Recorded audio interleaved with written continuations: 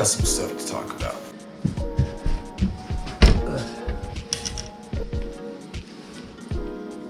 I would get this stuck on there. I'm trying to hurry. Okay. As you guys know, I'm a big jig fisherman. So anytime I go out fishing, I start out with the jig, or at least have a jig on deck.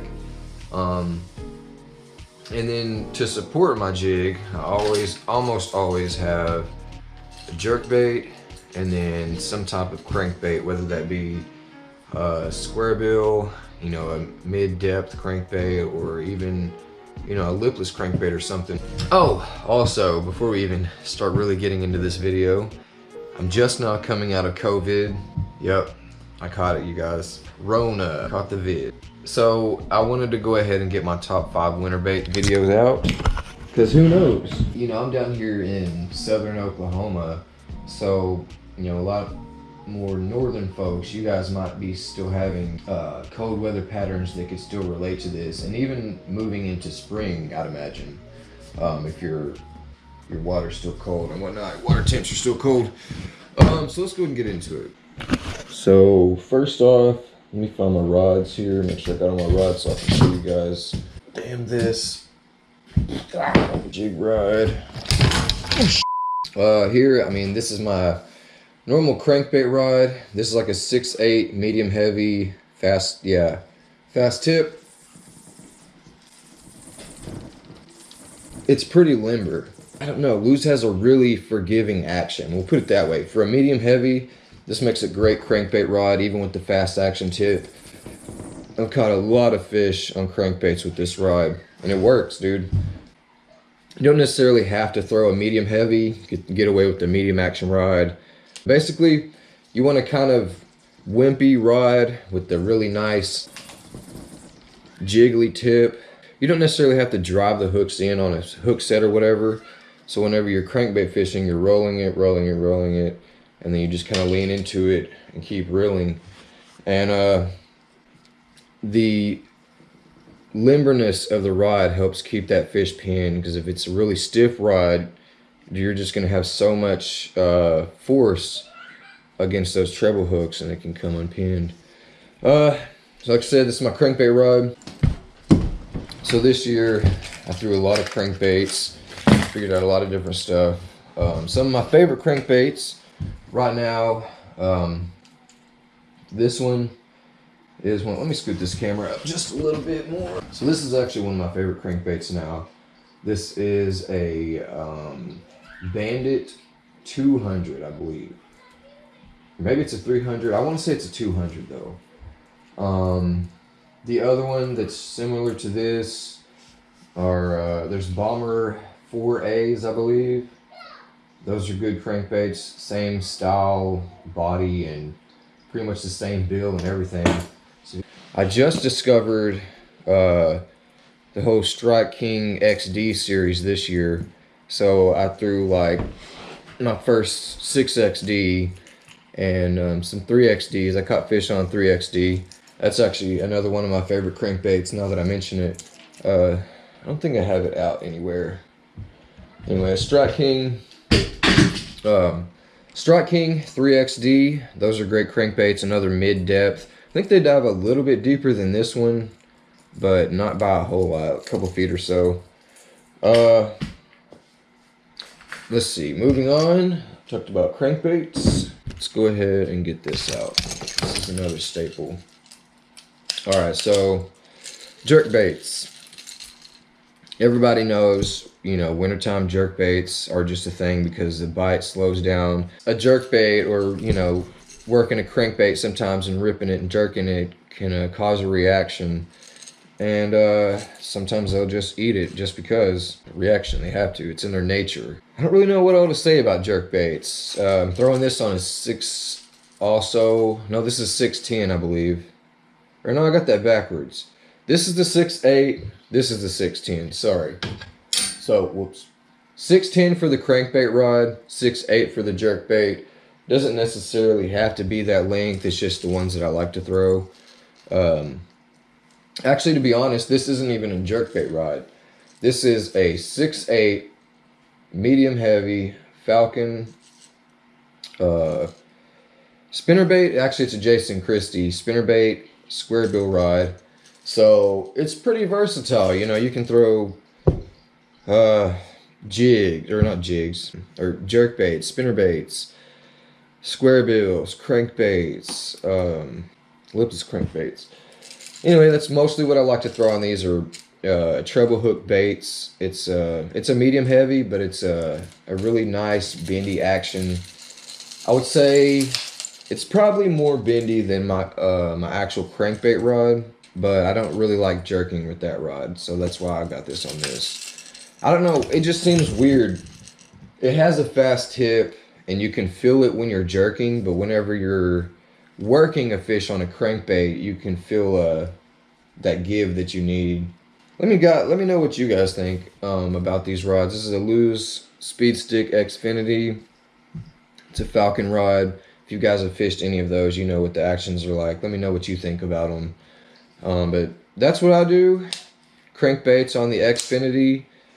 Jerk baits. I mean, I could, if I didn't have this rod with me, I could do all those things on this rod. You know, square bill, crankbait, spinnerbait, jerk bait. I just like to have crankbaits on this rod.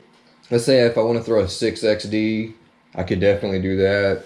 And I've got a little bitty tiny B8 Labs crankbait.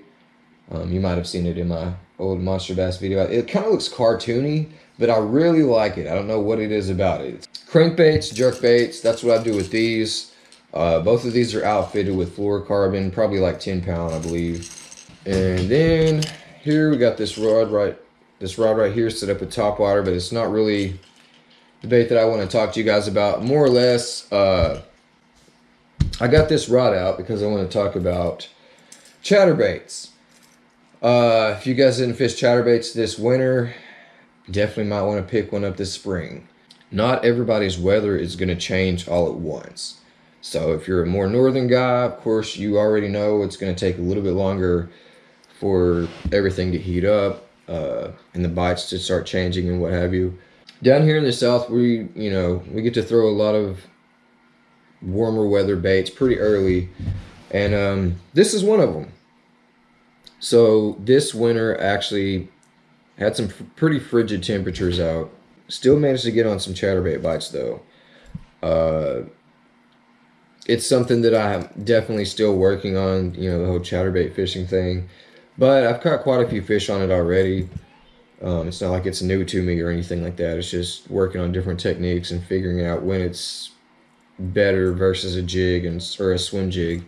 Anyway, so chatterbait was something that I threw this winter. I don't normally throw a chatterbait during winter, but it actually produced pretty well for me. So something that I'm going to start throwing more often, I think. Start really trying to figure it out. Especially, like I said earlier, going into spring and whatnot. It's definitely going to work. This rod is actually a heavy action, 7.3 heavy action jig, worm pitching rod, another Jason Christie Falcon rod. And got kind of a medium pace reel, 641, for working jigs back slow or, you know, cranking chatterbaits when I'm not just burning them. So chatterbait rod, I like to throw, this is like 15 pound mono. As you guys could see, I'm throwing a top water on that, and that's actually a really good choice for this rod. Heavy action, 7.3 heavy action. It's a Falcon rod, so it's got a little bit more give than, say, let me get this rod. It's got a little bit more give than this one. This is also a heavy action, but this thing is just a broomstick. 7.3, this is 7 foot. It's got this can hold like 2 ounce lures and fish them easily. This one maxes out at like 1.5. I don't even think I would throw a 1.5 ounce lure on that. I mean, not comfortably. Chatterbaits, swim baits. Hell, if it's I'm fishing clear water or something, or you know, want to throw a smaller jig, little bitsy flips or something. They're like 1/4 ounce jigs. You don't really want to throw them on 50 pound braiders. I mean, you could probably, but generally speaking, I like to downsize my line if I downsize my jig, and you know, I'm not fishing. Obviously, if I'm not fishing in super deep cover or super thick cover, I mean, I'll throw this mono. So what have we talked about so far?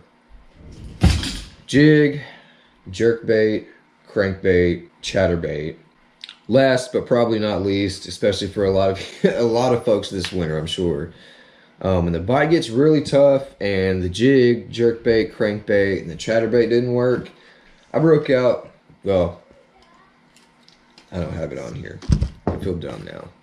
I'm pretty sure all you guys, felt the desperation of this winter. Broke out a Ned rig. Got a couple here.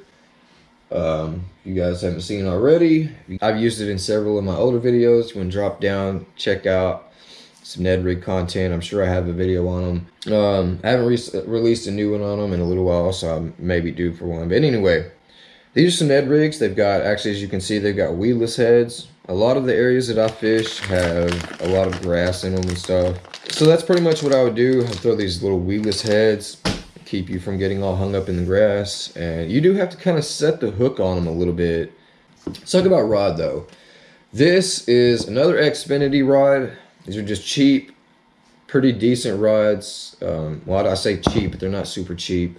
They're not super expensive either. This is like a $60 combo. If you're just now getting into finesse fishing, I would highly recommend this one, to be honest. $60 for rod and reel, that's 30 bucks a piece.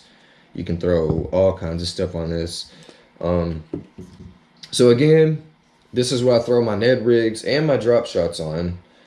I just didn't, I've got another rod that I throw some Ned rigs on, but generally speaking, this is pretty much what I'm going to throw. The other one's like the same thing, 6.6 medium action. Let me show you the bend on it, I guess. So this is a fast tip. You see it's bent all the way over at the top. So it's got a really nice bendy action. That's really what you want to look for in a Ned rod. Because these baits have such a small hook, such a small jig head with such a small hook point and all that, if you use a heavier action setup, a lot of times the bend or the action in the rod itself will bend your hook out just from playing the fish, because it's, like I said, your rod's not necessarily bending, so something's got to give, and that's going to end up being good. That's pretty much all. I just want to drop this video, or work on this video, something that I want to talk about for a little while now, and I just haven't been able to. Like I said, I got the vid. Thanks for watching. I hope you guys stick around, stay tuned. I'm actually going to be working on a spring top 5 baits video, and this time I'm going to drop it before you actually need them. Thank you guys for watching. We'll see you next time. Peace out.